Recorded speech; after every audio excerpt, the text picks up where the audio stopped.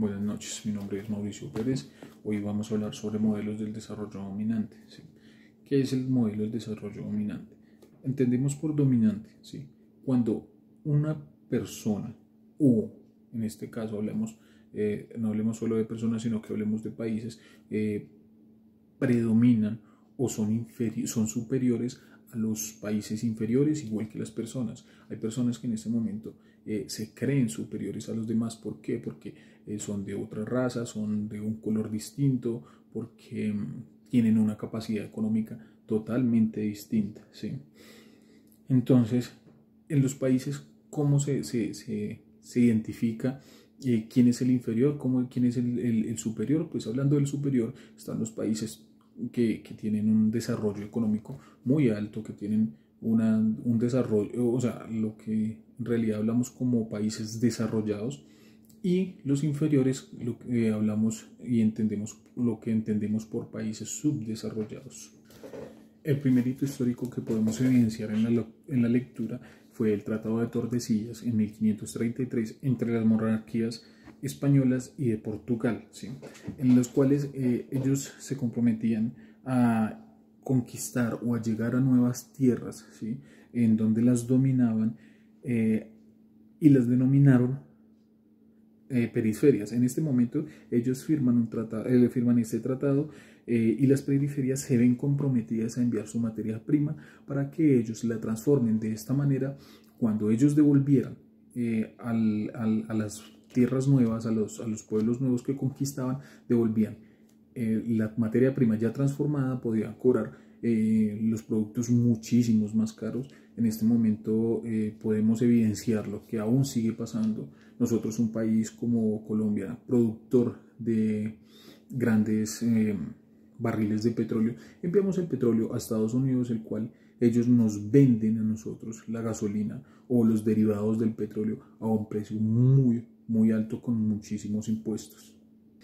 En el siglo XIX comienza la formación de las civilizaciones, ¿sí?, influenciada por el sentido del racismo.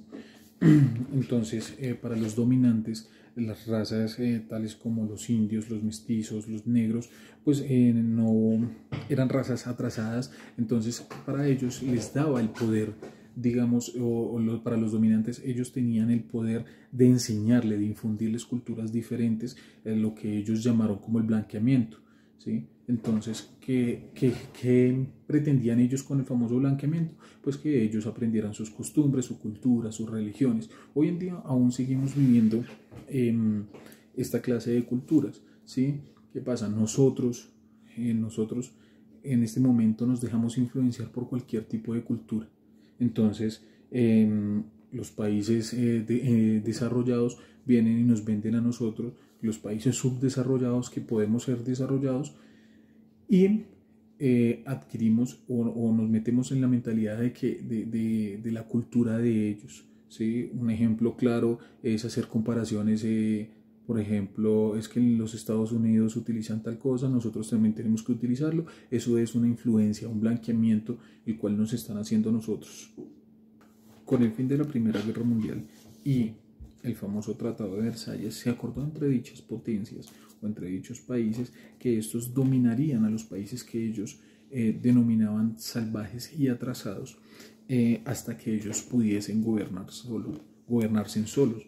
Entonces, ¿qué pasó durante este tiempo? Pues que en realidad los países se dedicaron fue a saquear los recursos naturales y recursos económicos de estos países, y no se evidenció ninguna clase de desarrollo en los países, entre comillas, atrasados. Tras la Segunda Guerra Mundial, tras la caída de la hegemonía europea, Estados Unidos y la Unión Soviética se convierten en dos grandes superpotencias mundiales. A pesar de los grandes daños que dejó esta guerra, Estados Unidos y pues la Unión Soviética tratan de reactivar la economía europea y del mundo. El 20 de enero de 1947, en su discurso, el presidente de los Estados Unidos, Truman, hace mención a lo que le llamaron como la era del desarrollo. En dicho discurso se logra identificar los siguientes aspectos novedosos. Se menciona la dicotomía desarrollo y subdesarrollo.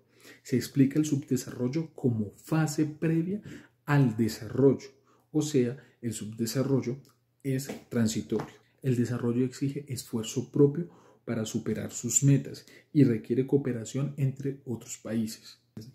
En 1960, la teoría del despegue de las naciones, según Wal Rostow, él dice que los países en vía de desarrollo necesitan de un capital, ¿sí?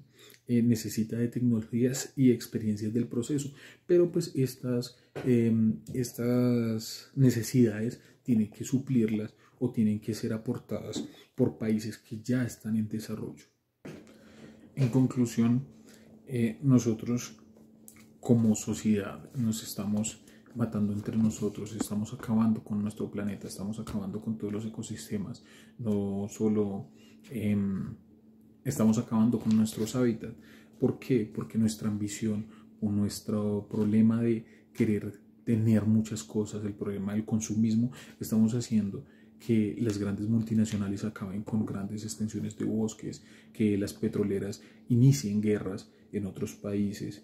Nosotros, por nuestra ambición de tener un poco más, estamos discriminando, estamos siendo discriminatorios con personas que pueden tener un poco menos que nosotros tenemos.